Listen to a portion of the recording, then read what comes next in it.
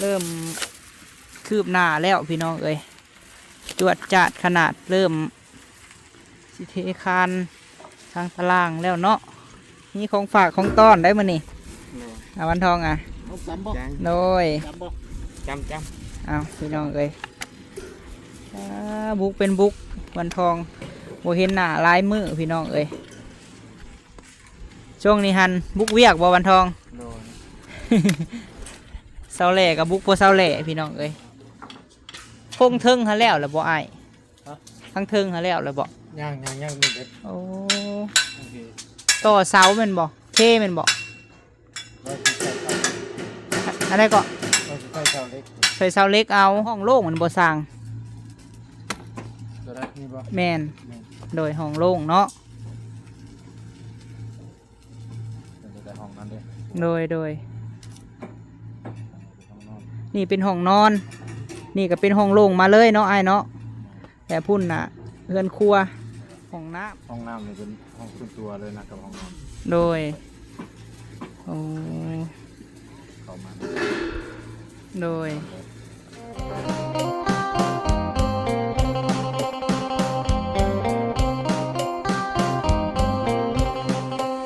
กราบทักทายสบายดีพี่น้องสุขุสุขคนและพี่น้องเด้อเนาะพบพ่อบ่าวพามีบรรยากาศยามแรงๆพี่น้องเอ้ยเนาะ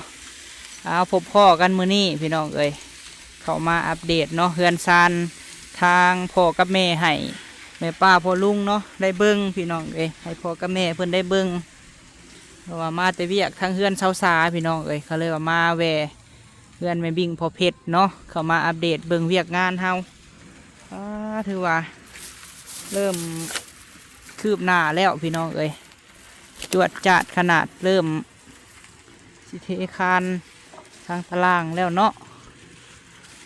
ไวเนาะดูว่าตอนนี้เพิ่นจอด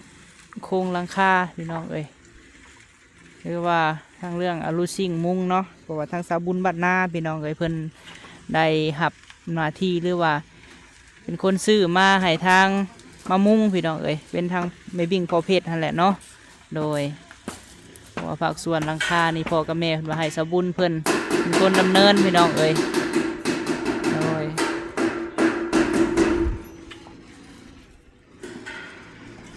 เห็ดยังนอบัดนี้นอ สบายดีเด้อสร้างเด้อโดยเอามื้อนี้มีของฝากของต้อนได้มื้อนี้อาวันทองอ่ะโดยจำเอาพี่น้องเอ้ยบุกเป็นบุกวันทองโบเห็นหน้าลายมือพี่น้องเอ้ยช่วงนี้หันบุกเวียกบ่วันทองเสาแหล่กับบุกโพเสาแหล่พี่น้องเอ้ยเอาโธ่เริ่มจอดเล็กเนาะผู้ทั้งสร้างใหญ่เฮาสร้างเรา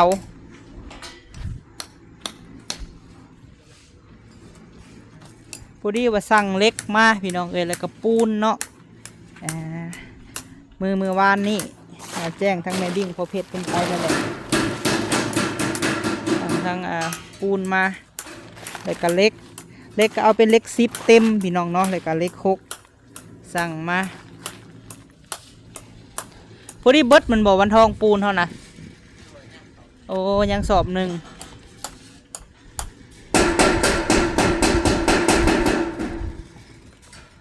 กระสอบพุ่นตัดครึ่งเลยได้เนาะสั่งเหลาเนาะสบายดีเด้อสั่งเด้อโดยในพระปิดก็ได้มาแล้วพี่น้องเอ้ยคือตัดครึ่งสั่งเหลา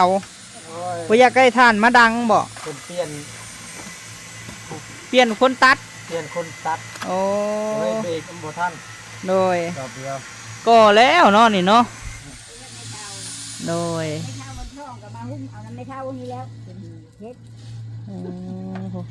สบายดีเด้อไม่ตู้เด้อสบายดีโดยได้ยังกินแรงมื้อนี้ไม่เท่าไม่เท่าสินหมูมาแต่โบสถ์เนาะมื้อนี้วันอาทิตย์เนาะโดยเฮาก็มาเบิ่งเฮือนงามแม่บิ่งพ่อเพชรแม่ตู้เอ้ยไวเนาะไวงามเดินได้แล้วอยู่โดยพงเทิงหาแล้วหรือบ่ไอ้ ทั้งเทิงหาแล้วเลยบ่ ย่างนี่เด็ก โอ้ โอเค ต่อเสาแม่นบ่เคแม่นบ่ เราจะใส่เสา อะไรก็ เราจะใส่เสาเล็ก ใส่เสาเล็กเอาอืม เอาไปดีกับยายตะคู่แดง โด น้ ย อยแดง เพราะว่าเรื่องเฮือนครัวกับห้องน้ำนี่ได้ร่วมกับแม่เพิ่นแล้วนั่นบ่อ้าย แม่ โดยเพราะว่าเพิ่นว่าเฮือนครัวก็อยากเอาแบบเต็มเลยหั่นน่ะอ้ายอยากได้โล่งๆแน่เพิ่นว่า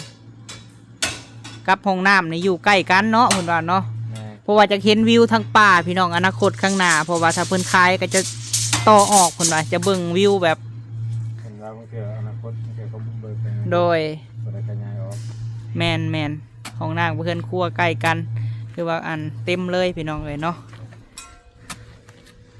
ถือว่าเฮาบ่ได้สั่งหยังเพิ่มบ่อ้ายปูนบ่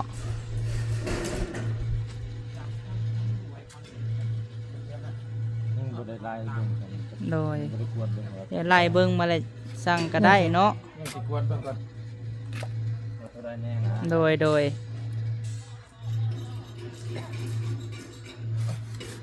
นี่สิเทคานมาบ่นี่ฮะ ที่กอ โอ้ กอเนี่ยจัง ก่อตัวห้องน้ำนี่ก่อน แม่นบ่กอนี่แบบนี้เด้ โดย แล้วจังสิทาน หรือว่านี่เป็นห้องน้ำพี่น้องอันนะเพื่อนครัวเนาะโซนนั้นโซนนี้ก็จะเป็นบ่อนนอนเพราะว่า แม่เพิ่นว่าจะเห็นวิวทัดแบบธรรมชาติพี่น้องเอ้ยเพราะว่าแม่วิ่งเพิ่นก็ส่งหาสั่งเราอยู่พี่น้องเนาะเขาก็ประสานงานหากันนี่แหละเนาะโซนทางพูดแหละพี่น้องเอ้ยใกล้กับห้องน้ำนี่เป็นห้องครัวแบบแม่เพิ่นว่าเอาห้องเต็มเลยเพิ่นว่าคือว่านี่นะห้องโล่งมันบ่สร้าง ตัวได้นี่บ่ แมนโดยห้องโล่งเนาะ มันจะได้ห้องนั้นเด้ โดย ห้องนอน นี่เป็นห้องนอน นี่ก็เป็นห้องโล่งมาเลยเนาะไอ้ายเนาะแต่พุ่นน่ะเรือนครัวห้องน้ำพี่น้องเอ้ยตามที่ลมกันกับแม่เพิ่น เดี๋ยวก็ตัวนี้ก็เป็นว่าจะได้ห้องนอนนี่ติดกับห้องน้ำเลยเป็นนะ อันนี้ห้องนอนหนึ่งอีกบ่ นี่ห้องนอนไปเลยนะ โดย ติดกับห้องนอนเลยห้องน้ำ แสดงว่าห้องนี้กับห้องนี้เนี่ยเป็นห้องนอนเลยแมันบ่ นี่แต่ว่าห้องน้ำนี่เป็นห้องส่วนตัวเลยนะกับห้องนอน โดยโอ้ เข้ามา โดยว่าเรือนครัวก็โอ้เนาะห้องบ่ไกลหนึงเนาะ ง่ายๆเลยนอนห้อง โดยห้องนอนห้องกันก็ใหญ่พี่น้องเอ้ยเฮือนครัวผูกกันใหญ่เพราะว่าเฮ็ดโล่งๆแม่เพิ่นว่ามาทางเทิงกะประตูทางเทิงพุ่นน่ะสิทางนั้นเนาะไอ้ายเนาะทางพุ่นซึ่งกันทางลุ่มน่ะเป็นเฮือนครัวแม่นบ่เทิงพุ่นน่ะแม่นห้องนอนเนาะ แม่ โดยทางเทิงสิแม่น2ห้องนอนพี่น้องเอ้ยทางเทิง2ห้องนอน อันนี้น่ะเป็นห้องโถงเลยเนาะห้องโถงใครบ้านหรือว่าสไลด์พี่น้องเอ้ยทางบ้านใหญ่พุ่นมาพี่ให้แมนของโทงเบิดเลย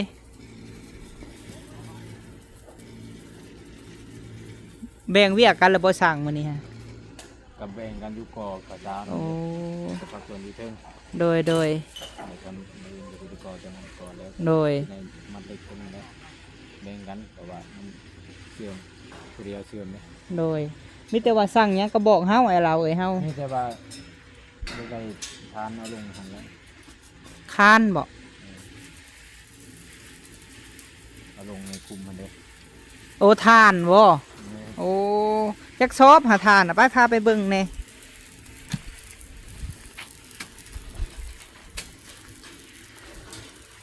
เอาประมาณจักสอบเพราะว่าสิซื้อมาใส่เลย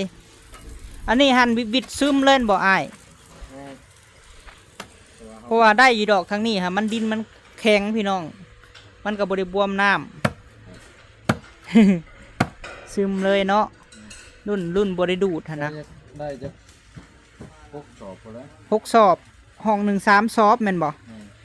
ได้แล้วเขาสิสั่งเขาหรือว่าเห็ดแนวตองแนวอะไรยังอยู่บ่นี่ค่ะ ตัวนี้ ล่วงมาหากันเลยบ่โอ้คนล่วงมาหากันเลย เพ พี่ ราะ น้อ ว่าง เขาดูดเต่าดูดแล้วก็มันออกไปเลย โดย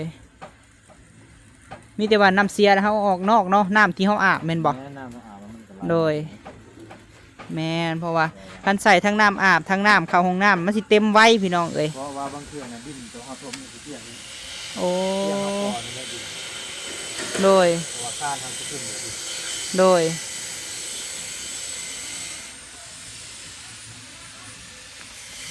เพราะว่าทั้งพี่มันต่ำเนาะไอ้ายเนาะ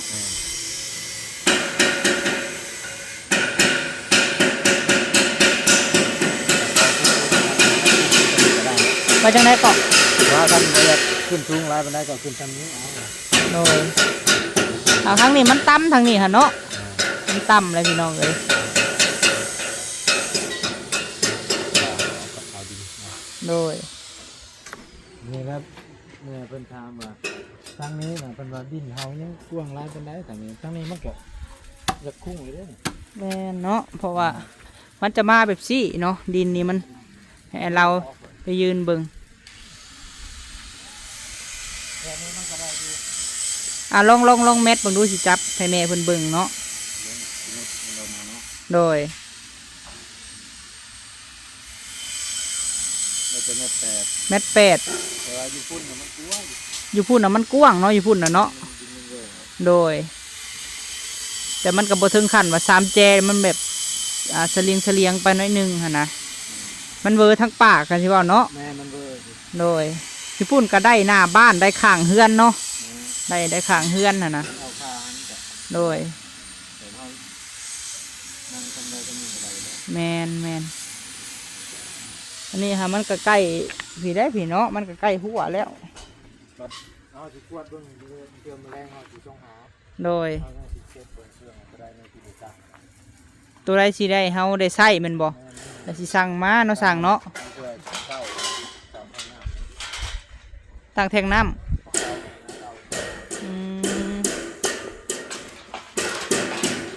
อ้ายคันว่ามีเสาในนี่แหละเอาตัวนี้แหละชุดเจ้าต่อเสาเอาเนาะ ยันว่าเพิ่นอยากเฮ็ดอันนั้นเด้บนจอดรถเพิ่น จอดรถเนาะ แม่ เดี๋ยวเฮาสิถามแม่เพิ่นดอกเนาะ เพราะว่า แต่ถ้าว่าคันแม่บ่บ่ทันเฮ็ดคอกรถเลยให้เอาตัวนี้เป็นเสาแท่งและต่อเอาบ่ แม่ต่อให้จำกัน โดยเพราะว่าเพิ่นอาจจะสั่งมาใหม่ เพราะว่าคันช่างน่ะช่างตัวนี้3ต้น 4 เมตรนี้ ตอนนี้ตัวนี้คันว่าเฮ็ดกระรถเอาไว้ทั้ง โดย เป็น แม่นได้เพราะว่าเขามีเสาคันว่าสิเฮ็ดกระรถเนาะ 3ต้นเลยเฮียงกันทาง เอียงทางพุ่นเนาะแม่นแต่ตัว4 เมตรนี่สั่งมาอีกจัก3ต้นแม่นบ่เพราะว่าเสาเขามีแล้วตอนนี้ แป้นก็กบเรียบร้อยอันบ่อ้าย ยังน้อยนึง โอ้ ว่ามันเอามาเบรกเอง โดยจังได้คนงานนี่คักอยู่บ่วันทอง ครับ คักบ่ ปั้นในเด้อปั้นจนติดมือพุ่นแหละ เนาะเป็นโครงแล้วพี่น้องไอ้เป็นหูปหังงามได้เพื่อนเมย์เพื่อนเนาะแบบวิวธรรมชาติพี่น้องเอ้ยทางนี้ฮะสิได้กว้างแน่สมมติว่ากำแพงกับเหมาะเจาะเลยได้หน้าบ้านกว้างเติบ ได้หน้าบ้านหน้าซองเนาะทางนี้ฮะกว้างนี่แหละเนาะหัวเพิ่นก็เลยไปฮอดพุ่นพี่น้องเอ้ย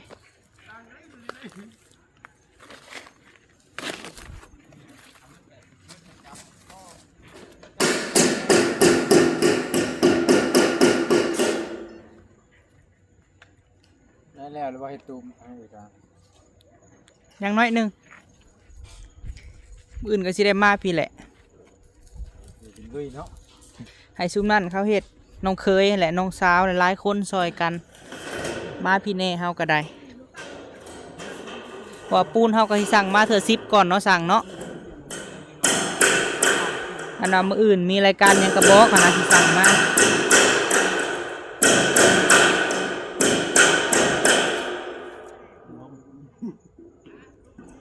อันว่าดินเขานี่ก็ต้องเทคานก่อนเนาะให้แบบคานมันแห้งนั่นนะเอาดินเขาได้รถนี่ได้อยู่ที่เนาะรถฟอร์ดนี่นะคะดุดนี่ ตูม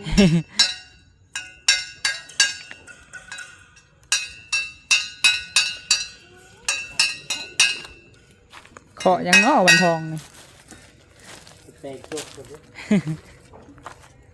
เตะก้านแล้วแบบเอาไปจ้างดินกัน โดย นี่จะใส่จบว้านี่ดำมันนี่เจ้าเอ็กซ์ สั่งเมาอยู่ประจำอยู่เพื่อนสั่งเราเลยบ่ยังบ่ได้เมื่อบ้านเนาะแล้วพุ่นแหละพี่น้องเอ้ย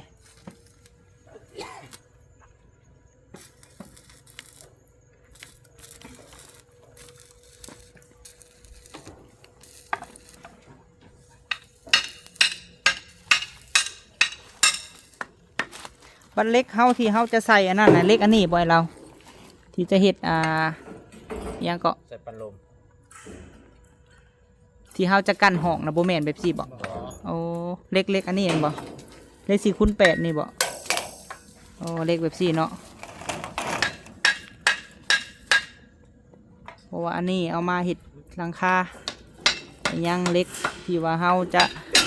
เฮ็ดอันนั้นกั้นห้องนอนหั่น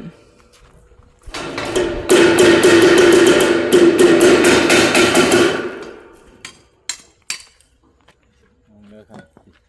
เพราะว่าส่วนเทิงนี่มันน้ำสบุนเนาะ โดย ประเภทเป็นหลอบเป็นลมเลยนะ แม่นเพราะว่าทั้งเทิงนี่หั่นทั้งสาบุญเพิ่นสิซื้อมาหั่นน่ะอ้าย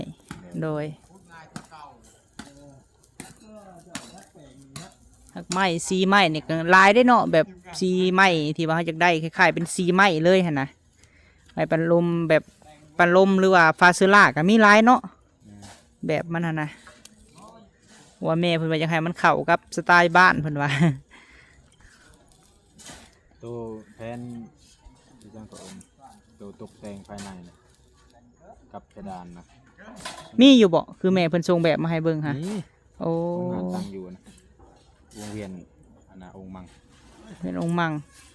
อันโตเซล่าหั่นบ่ ตัวเจ้าส่งมาตัวแบบ โอ้กันห้องฮะ แมน เพดานหั่นแม่นบ่ แมนเพดานเลยกันห้องเลยก็ได้ โดยโอ้มันก็คักแล้วแบบซั่นเนาะ แมนยาวสุดแมน3 เมตรอันน่ะ2 เมตร 9 โดย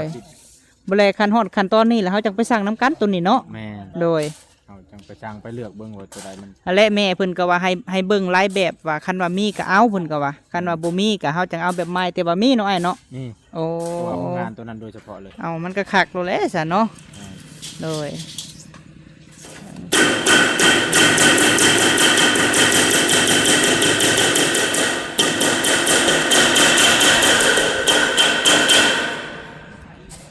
เล็กก็เล็กใหญ่คักเพราะว่าเล็กนี่เฮาสามารถแบบต่อได้เนาะ แม่น เห็นไหมแล้วก็อันนั้น เป็นเฮายังเห็นบ่เป็นหลายกันคือไม้นี่เห็นแล้วส่วนมัน แท้ๆจะบ่มีเลยเนาะ อันนี้เห็นเลยยังจะนี่ยังสิได้ใส่อยู่ โดยเอามีแต่ว่าเบิ่งน้ำกันเนาะสร้างเนาะแนวใดจบงามงามสร้างกับงามเฮา มื้ออื่นนี่สิพากันอันเร่งอันก่ออันนี้เพิ่นว่าพี่น้องเอ้ย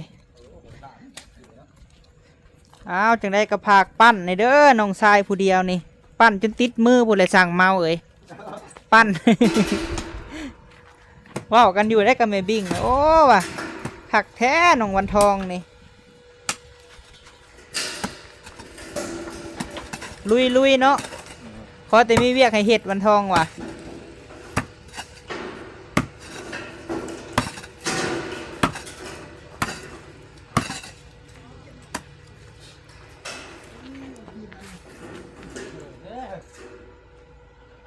มีแต่ว่าคันว่าแล้วอะไรฮอดคันตอนข่าวดินก็บอกอ้ายเดี๋ยววันทองเด้อไอ้สั่งมา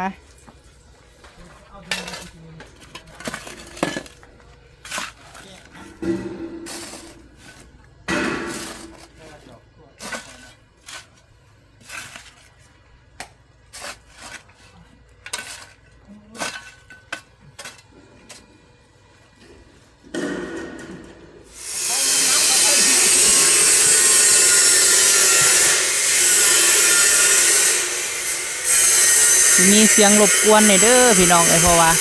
ไม่เบิดไฟเอาถือว่าเฮาก็มาอัปเดตให้แม่FC ได้เบิ่งเนาะพี่น้องเนาะหลายท่านก็เฮือนพายบ่พอมีเพิ่นว่าเพิ่นเข้ามาเบิ่งใหม่เนาะเป็นเฮือนของแม่บิ่งกับพ่อเพชรพี่น้องที่เพิ่นได้สดซอยทาง ตู่คำเขามาเนาะหรือว่าเป็นเฮือนไม่หักโปหักบ่าวพะมีอยู่ทางต่างประเทศพุ่นแหละพี่น้องเอ้ยเพิ่นเฮ็ดเป็นสไตล์บ้านสวนเนาะ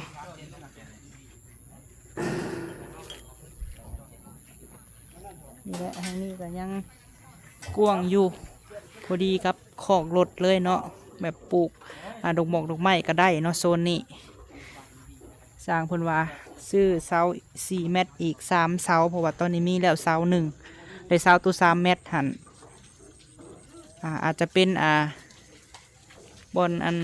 เสาขอกรถพี่น้องเอ้ยเนาะแล้วก็เสาแท่งน้ำ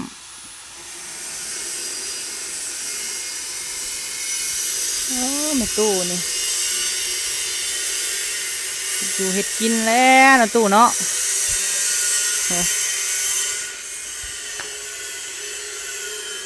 เอารถเข้าไว้ในแล้วไม่ตู้นี่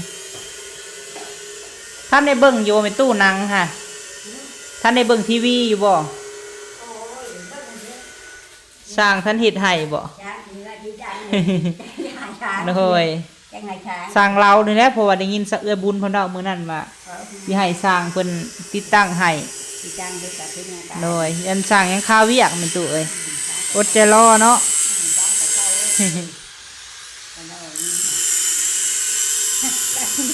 ให้ทำไม่ถึงเลย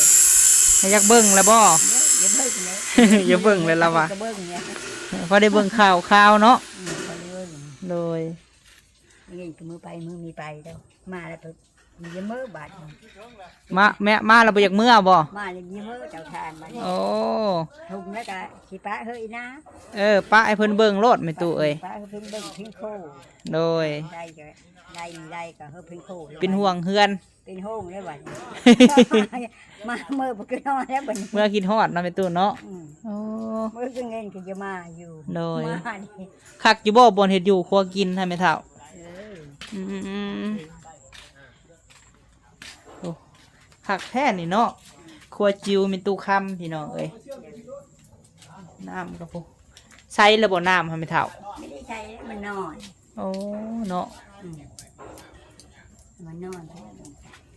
บอกอันวันทองอยู่ เพราะว่าเฮาใส่บ่หลายไม่เฒ่าเอ้ยมันเลยขุ่นๆแน่ แม่น่ะ ต้องเปิดแบบป้าไว้เห็นนะ บ่กองนั้นเขาเฮ็ดอันนี้มัน โดย มือได้เนาะ ของเฮาน่ะใส่แล้วของเฮาน่ะ กอยผูนี่ก็ใช้ได้ แม่นบ่มันก็เริ่มใส่ไปไม่เฒ่ามันก็บ่ถึงขั้นว่าสิใส่บัดเดียวเพอมันเป็นดินทรายแม่ตู้เอ้ย ใช้ได้แล้วค่ะมาเปิดอีกมาเขาย่าเฮ็ดนี่นะมีได้เปิดอันได้กอยผู โดย มันเปิดอีกแล้วมาหุ้นแล้วมัน เอาคอยไปแล้วมันก็ใส่แม่ตู้เอ้ยของเฮาก็วังช่วงนั้นเพราะว่าเฮาพัดมาน้ำมาเฮือนแล้วมันใส่ไว้แน่แม่ตู้เอ้ยโดย มุ่งแล้วเนาะมุ่งแล้วบ่ มุ่งแล้วแม่ตู้เอ้ย แล้วละบัดนี้ เบิดงบแล้วแมน แม่แล้วบ่ แมนมุ่งไว้แม่ตู้เอ้ยเจ้านายของลูกสาวลูกชายเจ้านี่ลูกบิ่งลูกเพชรเจ้านี่งามอยู่เนาะตู้เนาะ น้ำแล้วจะน่าก็มุ่งแล้วบ่ โดยเฮ็ดต้องย่องอยู่พี่น้อง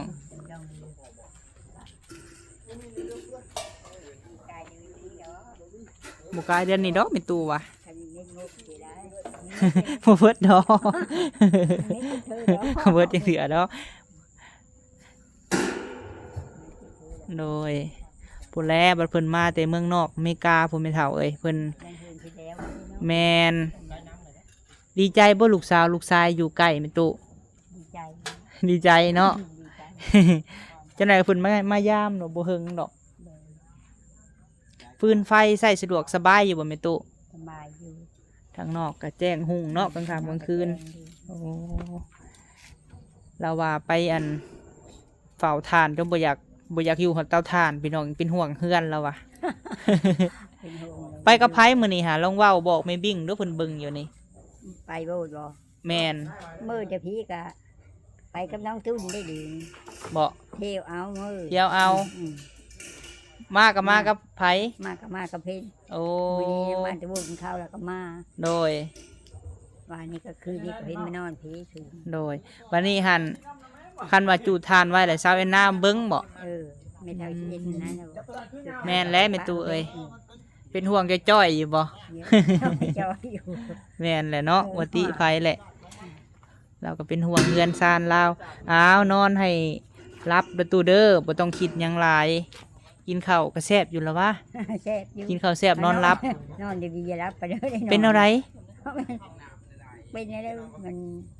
มีรับ มันตื่นเต้นบ่หรือว่าจังได มันตื่นเต้นได้ค่ะแม่นค่ะเนี่ยน้ำลานนี่ เออ อย่างอื่นถึงบอก เอออ้าวบ่เป็นหยังดอกแม่ตู้เอ้ย ให้ดูค่ะที่ยาให้กินลูกปลา โดย อยากกินคอนเทนกูแล้วก็เอาที่มันอยากงานประชาชาคือแม่พี่เนี่ยดอกเตอร์ไปทำมือดา อื ชิ้นละ ม 1,000คนได้ เออ มาก็ อ้าวบ่เป็นหยังดอกแม่ตู้เอ้ย คือว่าเที่ยวไปเที่ยวมาอยู่เนาะรถน่ะเพิ่นเอาขึ้นเองบ่รถให้แม่เฒ่า เอาเพลงคุณเองอะ โดย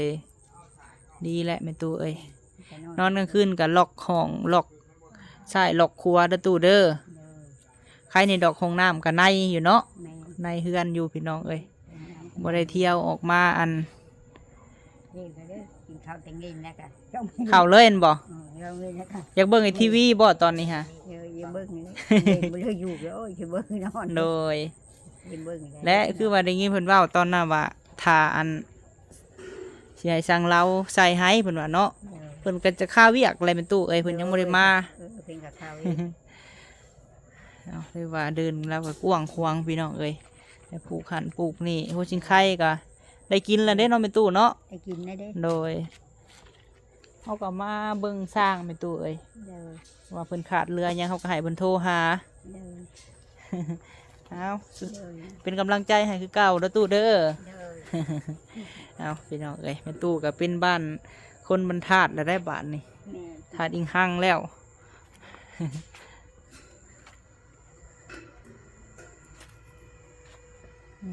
ตัวนี้ อันนี้ฮาจิเฮ็ดเทิงนี่บ่อาย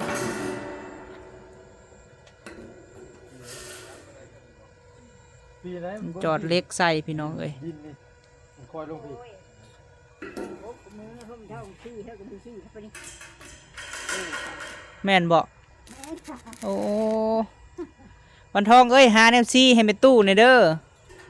ยุงครบเพิ่นว่า ไม่เท่าโอ้ยพวกคุณมือที่เราคำมาเท่าเถอะดัดไม้อันนี้นะนี่มาคำหูมันก็อีเจ้ามันมีอยู่ด้วยบัด หาให้อันนั้นในเด้อสั่งเราเด้อ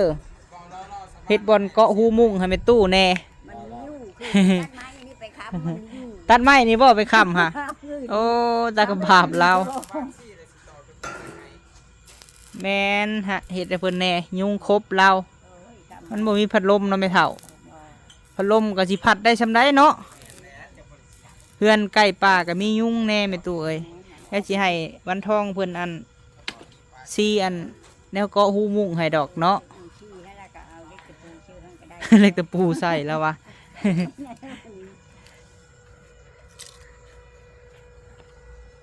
กับได้สร้างเอ้ยบาทนี่เด้ออะไรก็มีแต่ว่าจังสั้นแหละ ขอบใจหลายๆสู้ๆเด้อวันทองเด้อเป็นกำลังใจให้เพื่อน้องผู้วงอายทุกกะยาบอกว่าแต่น้องสบายมีแต่ว่าแนวไรกะสีทายให้เบิ่งอีกเด้อป้าลุงเอ้ยขอบคุณทางพ่อกับแม่เนาะที่ว่ามอบเรียงมอบงานให้เบิ่งเพื่อนเบิ่งซานให้จบงามหลายเพื่อนไม่บิ่งไฟมากกระถามพี่น้องเลยไฟมากกระถามว่าโครงหางเป็นงามเนาะแต่ไม่อยู่แต่ว่าโครงเฮาเป็นเอาแบบเล็กเบิดเลยพี่น้องเลยเพราะว่าเอาแบบแน่นนาทาวอนนะแบบโบฮักโบดอกพี่น้องเลยตลอดไปฮะแหละเพราะว่าเห็ดมื้อนี้บ่แม่นสิมื้ออื่นเลยสิมั่างพี่น้องเอ้ยอยู่ตลอดเนาะกะพ่อกับแม่เพิ่นก็เอาแบบคักเลยพี่น้องเอ้ยเอาแบบจบงามเลยเนาะไปมากระถามเพื่อนพายเพิ่นก็ว่าเนาะบอกเพื่อนว่าเพื่อนพ่อกับแม่พี่น้องเอ้ยว่าอนาคตภายภาคหน้าต่อไปคันเพิ่นบุกเบิกพี่น้องเพราะว่าเพื่อนแม่เพิ่นก็สูงแล้วก็เป็นบ้านสวนแล้วก็จะได้เห็นวิวทัดแบบงามเนาะพี่น้องป้าพามีคิดว่าโบดนดอกพี่น้องเอ้ยเพราะว่าจึงได้เพิ่นก็ต้องขายอยู่แล้วเนาะดินทางหนาทางขางเฮือนของพ่อกับแม่เพราะว่าดินเจ้าของตอนนี้มันสุดแต่ขานี่ขาหัวนี่ ต่อไปเพิ่นจะขายเพราะว่าจังใดเพิ่นกะทั้งนั้นเพิ่นก็รุดมาแล้วพี่น้องแต่ว่าเป็นคนละตอนเนาะคนละเจ้ารอรุ่นรอส้มพี่น้องจังใดกันเนาะขอบุญขอบคุณพ่อกับแม่หลายๆเด้อเนาะให้พ่อกับแม่อยู่ดีมีแห้งเนาะเป็นโฮมโพโฮมไซให้ลูกให้หลานตลอดปีตลอดไปเด้อพ่อแม่ให้เจ้าร่ำเจ้ารวยกว่าเก่าเนาะเฮ็ดอันใดก็ให้เจ้าขึ้นเจ้าเกินตลอดปีตลอดไปเนาะไปสำหรับคลิปนี้พี่น้องพบพ่อคลิปหน้าเด้อเนาะสำหรับคลิปนี้สบายดีพี่น้อง